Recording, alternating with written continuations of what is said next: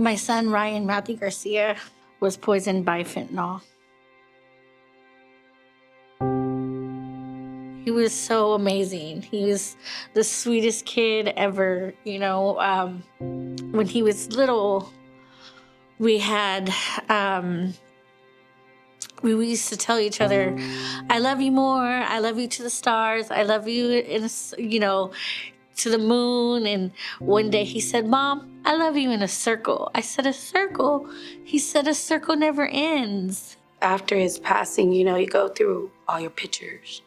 And I started seeing, since he was younger, him wearing crowns. Like he would pick up a Burger King crown, or we'll be at a quinceañera, and you know how they have the photo shoots, and he would always pick the crown up.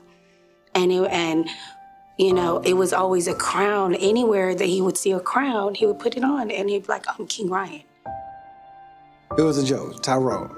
He made that name for himself. He said I was his black uncle, so he had a black name. He was just a man of many characters, so that was a joke for him. He was a jokester. He was very fun to be around, like all the time.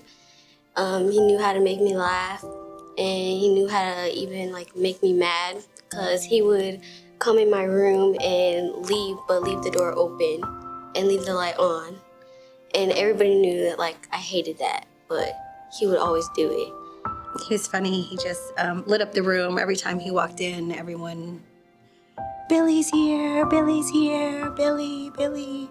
We were always just so happy to see him. I told my girl I saw him from a different light because I came in his life later, so I saw the young man, not the kid. He was strong, He would come to me, and because I coach youth sports, and he said he wanted to play football. And the one thing I always remember, I said, well, hey, you're going to be a freshman this year. Go play football. But me playing sports, that would be the hardest thing to do, to go walk on the field for the first time without a parent taking you, without a parent dropping you off, and have the courage to go do it knowing you may fail horribly. But he did. He went and joined the team, and he got to practice on time. He had some woes. He had an uphill battle, but he did it. I had everything going for him. He would always talk about his job. When he would come over, my son would just follow him around. Just looked up to him. He was excited to graduate.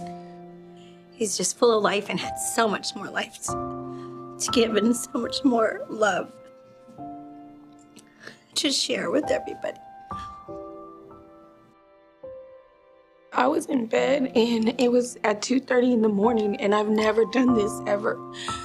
I woke up my man, and I told him, babe, I was like, something's going on. Can I get a prayer? At 2:30 in the morning. It being 2 in the morning is a quick prayer, A couple words thrown together and we lay back down. And she's like, no.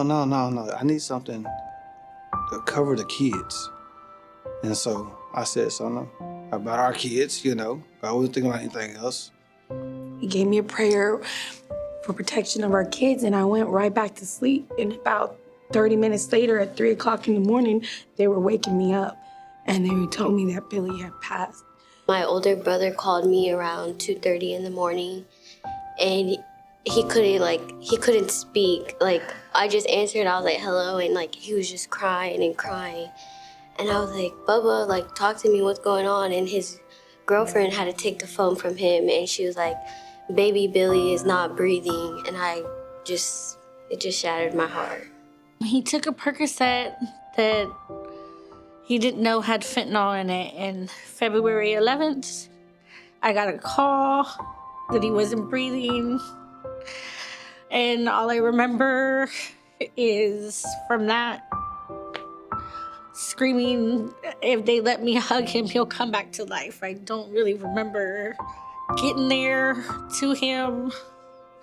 I don't really remember. I just remember screaming.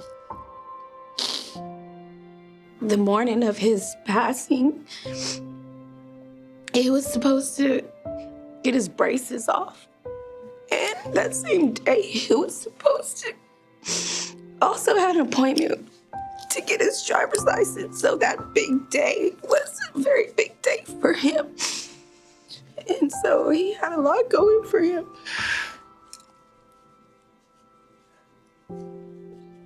He did graduate.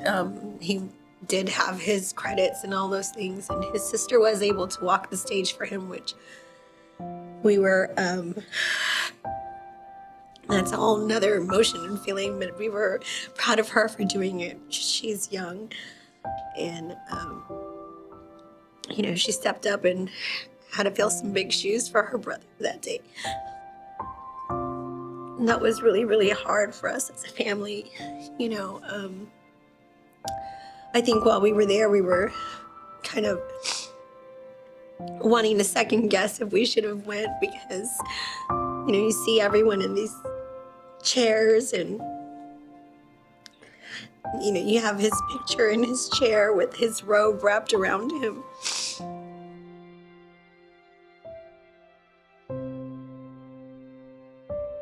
Life is a legacy, and I think he fulfilled it. He was somebody that had a job. He's somebody that helped raise his sister. He's somebody that cared for his mother. He's somebody that, spoke on faith to his cousins. He did a lot of things that grown men don't do. And so I think he lived a legacy, maybe not 30 years, 80 years, but in a short time, he had a legacy.